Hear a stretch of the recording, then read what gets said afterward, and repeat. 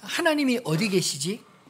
불의한 세상에서 도무지 하나님이 계시지 않은 것 같은 이상한 일들이 일어날 때 탄식과 함께 이런 질문을 하지 않습니까? 하나님이 계시다면 어떻게 이런 일이 일어날 수 있나? 예를 들면 북한의 김정은 정권이 어떻게 아직도 저렇게 멀쩡할 수 있는지 이해가 잘 되지 않지 않나요? 이 땅에 과연 정의가 있는가?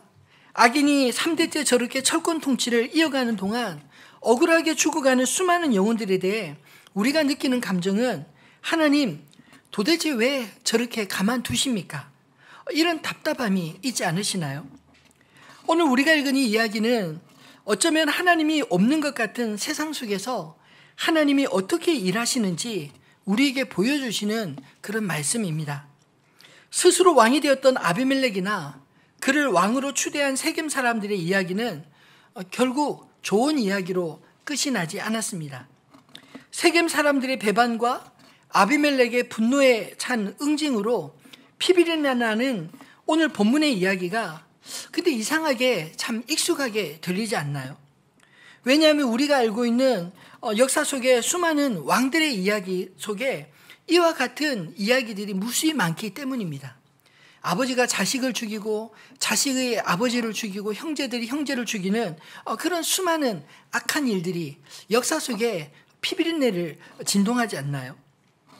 배신과 응징의 드라마와 같은 이런 이야기가 결코 정상적이지 않음에도 불구하고 이 세상에는 이런 비정상적인 이야기들 투성입니다.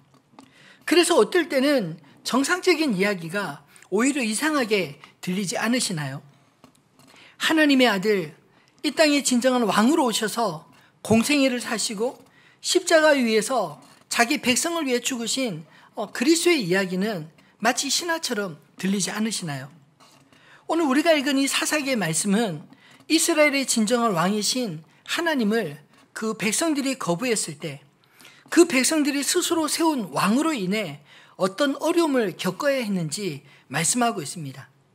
사람들이 보기에는 하나님이 안 보이시는 것 같은 이 피비린내 나는 인간의 역사 속에서도 하나님이 안 계신 게 아니라 그들이 원한 삶의 실체가 무엇인지 오히려 더 분명하게 보여주시는 그런 말씀이라고 생각합니다. 이 세상의 악한 현실들을 직면할 때마다 도대체 하나님 어디 계신가 의문이 들 때마다 오늘 사사기를 통해 우리에게 들려주시는 주님의 분명한 답을 찾을 수 있게 되기를 소망합니다. 하나님이 어디에 계신가에 대한 응답으로 오늘 말씀은 하나님도 이미 알고 계신다. 이렇게 말씀하고 있는 것 같습니다. 오늘 이야기는 이 스스로 왕이 되었던 기드온의 첩의 아들 이 아비멜렉이 다스린 지 3년 되던 해에 어떤 일이 일어났는지 말씀을 이어가고 있습니다.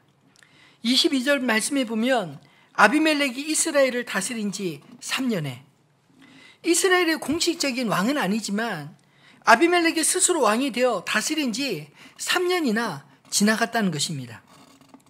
이 시기 동안 기드온의 70명의 아들 중 유일하게 살아남은 막내 요담은 도망자 신세였고요. 형제들의 피 위에 세워진 아비멜렉의 왕권은 오히려 더 견고해 보이지 않습니까? 동시에 하나님은 이스라엘 가운데 마치 계시지 않은 것처럼 침묵하고 계신 것처럼 보입니다. 그러나 23절로 24절 말씀을 보면 하나님이 아비멜렉과 세겜 사람들에 대해 침묵하고 있지 않으심을 이렇게 서술하고 있습니다. 한번 같이 읽어볼까요? 23절, 24절 말씀입니다. 하나님이 아비멜렉과 세겜 사람들 사이에 악한 영을 보내심에 세겜 사람들이 아비멜렉을 배반하였으니 이는 여룻바알의 아들 70명에게 저지른 포악한 일을 갚되 그들을 죽여 피 흘린 죄를 그들의 형제 아비멜렉과 아비멜렉의 손을 도와 그의 형제들을 죽이게 한 세겜 사람들에게로 돌아가게 하심이라. 겉으로는 아무것도 하지 않는 것처럼 마치 침묵하신 것처럼 보였지만 하나님은 그들 가운데 이미 하나님의 방식으로 일하고 계셨습니다. 아비멜렉과 세겜 사람들 사이에 악한 영을 보내셔서 그들이 스스로 분쟁하고 분열되도록 하신 것입니다. 이해관계로 뭉친 그들 사이에 서로에 대한 이용 가치를 빼고 남으면 무엇이 남겠습니까? 결국 서로 원수가 되지 않았나요?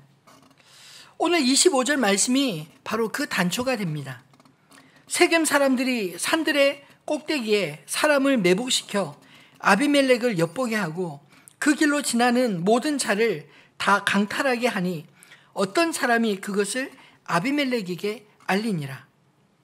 세겜 사람들이 언제부터인가 아비멜렉의 눈치를 보기 시작했습니다. 왕이 되더니 아비멜렉이 자기만 의로운 척 했던 건 아니었을까요? 세겜성의 도적들은 아비멜렉이 자신들과 같이 도적의 왕이 되길 원했던 것 같습니다. 실제로 아비멜렉이 스스로 왕이 되는 과정을 보면 도적 같은 짓을 하지 않았습니까? 근데 자기는 도적같이 왕이 되고서는 자신들의 도적질을 용납하지 않았던 아비멜렉에게 세겜 사람들의 마음은 점점점 멀어져 갔고 그의 눈치를 보기 시작했습니다. 아비멜렉이 누구에 의해서 왕이 되었습니까? 근데 이제 자신이 왕이라고 이 세겜 사람들의 말을 듣지 않으니 그들 역시 아비멜렉에 대한 마음이 점점 떠나게 되었습니다. 그러던 차에 그들의 마음에 불을 지핀 또 다른 아비멜렉과 같은 사람이 세겜성에 등장했습니다. 그는 에벳의 아들 가알로 세겜 사람들이 예전에 아비멜렉에게 그랬던 것처럼 그를 신뢰하고 따르기 시작했습니다. 사람들의 신임을 얻기 위해 가알은 자기 집에 연회를 베풀고 그들의 우상 신당에 들어가 아비멜렉을 신랄하게 비난하기 시작했습니다. 우상의 제단에서 여룻바알의 아들 아비멜렉을 욕하는 것이 일리 있어 보이지 않습니까? 왜냐하면 여룻바알은 이 바알과 다투는 자라는 이름을 가졌고 기드온이 바알 신당을 부수고 난 이후에 받았던 이름입니다. 근데 그의 아들 아비멜렉이 바알 신당에서 은 70개를 받아 왕이 되고 또 그런 왕을 우리가 섬긴다고 이런 식의 이야기를 하자 세겜 사람들이 동요하기 시작한 것입니다. 왜냐하면 세겜 사람들은 본래 히브리인도 아니었기에 세겜의 아버지 하몰의 후손을 섬기자는 그의 주장이 오히려 설득력 있게 보이지 않았을까요? 앞에서 아비멜렉이 여룻바알의 아들 70명을 섬기는 것과 세겜 출신인 자기 한 사람이 섬기는 것, 어느 것이 좋은가?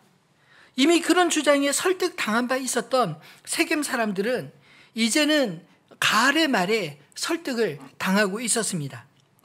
그렇게 세겜 사람들이 자신의 편이라 생각한 가알은 아비멜렉에게 정식으로 도전장을 내밀었습니다. 내 군대를 증원해서 나오라.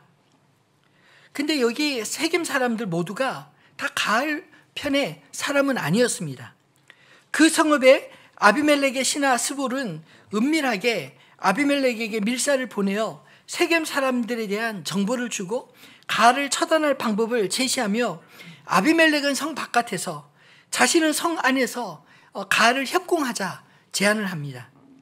그 사실을 알지 못했던 가알과 따르는 세겜 사람들은 아비멜렉과 스볼의 협공에 들판에서 학살을 당하고 그리고 아비멜렉의 분노는 세겜성의 남은 자들까지 공격해서 그 성을 점령하고 백성들을 학살하며 세겜성을 허물고 소금을 뿌려 그 성에서 이제는 농사 짓지 못하게 만들었습니다.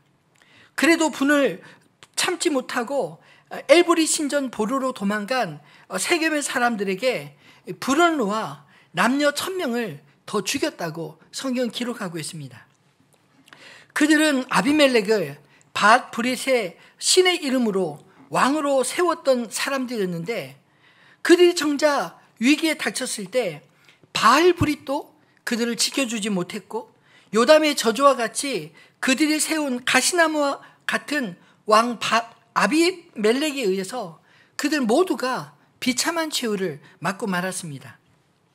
하나님이 안 계신 것 같은 상황들이 이렇게 계속 일어나는 것 같아 보이지만 사실은 요담의 말처럼 하나님은 아비멜렉과 세겜 사람들 사이에, 아니 그들을 그들이 억울하게 죽인 기드온의 70명의 아들들과 그들 사이에 증인으로 계셨습니다. 그들은 자신들의 행동이 성공적인 작전이었다고 서로 축하하고 있었을 때, 가까스로 살아남은 요담이 탄식하며 하나님께 부르짖었을 때, 하나님도 이미 모든 일을 다 알고 계셨습니다. 때로 우리의 억울함에 하나님도 모르시겠지, 이렇게 생각하지 마시기 바랍니다. 하나님도 이미 다 아십니다. 억울하며 억울한 대로, 잘못한 것은 잘못한 대로 하나님이 다 아시기에 우리가 주님 앞에 나아가 부르짖을 수 있고, 또한 두렵고 떨림으로 회개할 수 있는 게 아니겠습니까? 하나님도 다 아신다, 이 믿음이 우리의 의로움과 억울함으로부터 스스로 지켜주시는 것을 기억하고 주님 앞에 담대하게 나갈 수 있게 되기를 소망합니다. 하나님이 어디 계신가에 대한 두 번째 질문으로 하나님은 친히 갚으신다 말씀하십니다. 아비멜렉은 세겜성을 짓밟고도 그의 분노가 그치지 않고 밀로의 망대 데베스로 가서 그들 역시 짓밟으려 했습니다. 데베스 사람들은 망대 꼭대기로 올라가 그들을 세겜 사람들처럼 불사르려고 가까이 다가간 아비멜렉의 머리에 한 여인이 던진 맷돌의 윗짝이 맞아 두개골이 깨지는 중상을 입었습니다. 그래도 자신의 죽음이 여인에 의한 죽음이라 비웃음 당할까 두려워해서 자기의 무기를 든 청년에게 대신 죽여달라 하며 최후를 맞게 되었습니다. 그 한 사람의 죽음으로 이 전쟁은 쉽게 끝나고 말았습니다. 그를 따르는 사람들은 세겜 사람이나 밀로 사람들과 원한이 있었던 게 아니라 단지 아비멜렉을 따랐던 것이기 때문에 그의 죽음으로 더 이상 그들과 싸울 명분이 없어서 각기 자기 서소로 돌아갔습니다. 결국 동족 간의 이 피밀 나는 학살극은 단지 한 사람의 분노에 의해 빚어진 전쟁이었던 것 아닐까요? 그 이해 당사자의 죽음으로 더 이상 싸울 명분도 이유도 잃어버리고 말았습니다. 아니, 세상에 이런 일이 얼마나 많은지 모릅니다. 여러분, 우리는 무엇 때문에 화가 나고 무엇 때문에 싸우는 것일까요? 악한 왕과 그릇된 명분에 이용당하는 일이 제발 우리 안에는 없었으면 좋겠습니다. 56절 57절 말씀은 아비멜렉과 세겜 사람들의 사이에 이 전쟁이 누구로 말미암았는지를 분명하게 설명하고 있습니다. 한번 같이 읽어볼까요? 56절 57절입니다. 아비멜렉이 그의 형제 70명을 죽여 자기 아버지에게 행한 악행을 하나님이 이같이 갚으셨고, 또 세겜 사람들의 모든 악행을 하나님이 그들의 머리에 갚으셨으니 여룻바알의 아들 요담의 저주가 그들에게 응하니라. 아멘. 아비멜렉이 그의 형제 70명을 죽인 악행, 하나님이 그냥 두고 보시지 않았다는 것입니다. 그것을 아비멜렉에게 친히 갚으셨고, 또 세겜 사람들의 그 모든 악행에 대하여 하나님이 그들의 머리에 아비멜렉을 통해 친히 갚으셨다 말씀하십니다. 요담이 가시나무 왕의 저주의 이야기가 그대로 그들에게 성취되고 만 것입니다. 하나님은 역사 속에 때로 침묵하시고 방관하시는 것 같아 보이나 결코 그렇지 않다, 성경이 말씀하고 있지 않나요? 아비멜렉과 세겜 사람들의 야합이 성공한 듯 보였지만 하나님은 그들 사이에 악한 영을 보내사 결국 갈라서게 하시고 그들의 분노로 결국 그들 스스로 자멸의 길을 가게 하셨습니다. 하나님은 그들의 죄악을 그들 스스로의 손으로 그 머리에 갚으시는 분이신 것을 오늘 성경이 분명히 말씀하십니다. 마치 인과 응보로 끝나는 것 같은 이 이야기를 통해 하나님 우리에게 무슨 말씀을 하시고자 하시는 걸까요? 마치 하나님이 안 계시거나 혹은 하나님이 상관하지 않으셔서 일어나는 것 같은 세상의 모든 일들, 사실은 하나님의 부재로 인해서가 아니라 인간의 죄악으로 빚어진 결과라, 이렇게 말씀하고 있지 않나요? 오히려 그렇게 망가진 세상을 하나님이 친히 고쳐가신다고 성경은 우리에게 말씀하고 있습니다. 오늘 본문의 이스라엘 역사도 그들의 죄악과 종말로 끝나지 않았습니다. 오늘 본문 10장 1절로 5절에 이어지는 말씀은 그들의 아픔을 보듬을 사사들을 보내셔서 구원하시는 이야기를 이어가고 있습니다. 1절, 2절 말씀을 한번 같이 읽어볼까요? 아비멜렉의 뒤를 이어서 이사갈 사람 도도의 손자 부하의 아들 돌라가 일어나서 이스라엘을 구원하니라. 그가 에브라임 산지 3일에 거주하면서 이스라엘의 사사가 된 지 23년 만에 죽음의 3일에 장사되었더라. 아멘. 아비멜렉의 뒤를 잇는다? 이게 무슨 말일까요? 아비멜렉과 같은 악한 왕이 되었다는 말입니까? 그렇지 않은 것 같습니다. 아비멜렉은 스스로 왕이 된 사람이었지만 둘라는 하나님이 이스라엘을 구원하시기 위해 세운 사사의 호칭으로 불려지는 사람이었습니다.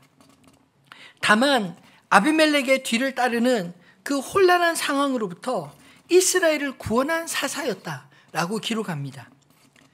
보통의 사사들은 이방의 민족으로부터 침략을 당할 때 그들을 구원하는 역할을 감당했는데 오늘 본문의 돌라나 뒤이어 나오는 야일은 어느 민족으로부터 이스라엘을 구원했다 이런 말이 나오지 않습니다. 그것은 돌라가 이스라엘로부터 이스라엘을 구원한 사사였다 이런 뜻 아니었을까요? 야일이 이스라엘부터 이스라엘을 구원하는 사사였다는 것입니다. 그는 우상숭배로부터 하나님을 빼앗긴 백성들에게 하나님께로 돌아오게 하고 예배를 회복하며 그들의 마음을 하나님께로 향하게 한 사사이지 않았을까요? 사사기의 특징은 참 이상할 정도로 탁월한 사사에 대해서는 너무나도 짧게 그들의 사역과 치세 기간만 소개하고 있습니다. 이스라엘 최초의 사사 온니엘도 그가 이스라엘을 구원한 짧은 이야기와 그리고 그가 살아있는 동안 몇 년 동안 이스라엘 평화가 있었다 이런 이야기가 기록되었고요. 또 드보라까지 이 경건한 사사들은 그들의 업적보다 그들이 있는 동안 살아있는 동안 이스라엘이 얼마나 평화로웠는가 이것을 이야기하고 있습니다. 마찬가지로 아비멜렉으로부터 혼란한 상황을 이어받은 여호와의 사사 돌라는 그의 백성들을 위해 23년 동안 그리고 그 후에 길르앗에서 일어난 사사 야일에 의해 22년 동안 그 땅에 평화가 임했고 야일의 아들 30명이 어린 낙이 30을 타고 각각 30성읍을 잘 다스렸다 그렇게 기록하고 있습니다. 이 이야기 역시 자세하게 언급하지 않은 것은 세겜 사람들이 오해한 것처럼 여러 형제보다 한 사람의 통치자가 낫다는 그런 편견을 깨트린 것 아니었을까요? 사사기의 이야기들은 어떻게 들으면 지나간 이스라엘 역사처럼 들리는 말씀이지만 사실은 우리가 궁금하게 여기는 수많은 질문들에 친히 답을 주시는 하나님의 말씀인 것을 기억하시기를 바랍니다. 말씀을 맺겠습니다. 만약 여러분이 왕을 선택할 수 있다면 누구를 선택하시겠습니까? 말을 잘하고 선심을 잘 쓰고 사람들을 홀리는 그런 사람을 택하시겠습니까? 아니면 우리를 위하여 자신의 모든 것을 희생하신 그리스도를 왕으로 택하시겠습니까? 오늘 사사기서의 이야기는 왕을 잘못 선택한 사람들의 비참한 최후를 말씀하고 있습니다. 이것은 동시에 우리가 스스로 왕을 선택할 수 있다 이런 뜻 아닐까요? 불행히도 이 땅의 역사는 인간의 왕들이 자신의 권력을 위해 싸운 투쟁의 역사처럼 보여지고 있습니다. 왕을 세우면 보호받고 안전할 줄 알았는데 오히려 자신들이 세운 왕에 의해 고통받는 이야기들 투성이지 않나요? 그에 반해서 이 땅에 진정한 왕으로 오셨음에도 불구하고 거절당하신 하나님의 아들 예수 그리스도는 자기 백성에 의해 죽임을 당했습니다. 초대교회 성도들은 예수를 그리스도 주님으로 고백했다는 이유로 유대와 로마 양쪽으로부터 핍박과 순교를 당해야만 했습니다. 그들은 로마 황제의 폭정 속에서도 그리스도를 왕으로 선택한 그런 사람들이었습니다. 그 당시 순교와 핍박이라는 엄청난 고난을 감내해야 했지만 그들은 기꺼이 그 고난의 잔을 그리스도와 함께 마시는 것을 기뻐했습니다. 고난과 죽음조차 그들 안에 있었던 평강을 빼앗을 수 없었던 것을 본 로마 사람들은 핍박하면서도 비난할 수는 없었고요. 결국 그 평강의 비밀을 알고자 한 사람들은 역시 그리스도를 주로 고백하며 하나님께로 돌아오기 시작했습니다. 그리스도께서 이 땅에 육신을 입고 오신 지 2000년이 지났습니다. 결코 무너지지 않을 것 같은 로마 제국은 그 전에 이미 사라져 버렸고요. 그 시대에 신과 같이 추앙받았던 황제들은 다 죽어 무덤에 있습니다. 그러나 우리가 믿는 그리스도는 어제나 오늘이나 영원토록 우리의 믿음에 신실하게 응답하시는 주님이신 것을 믿으시기 바랍니다.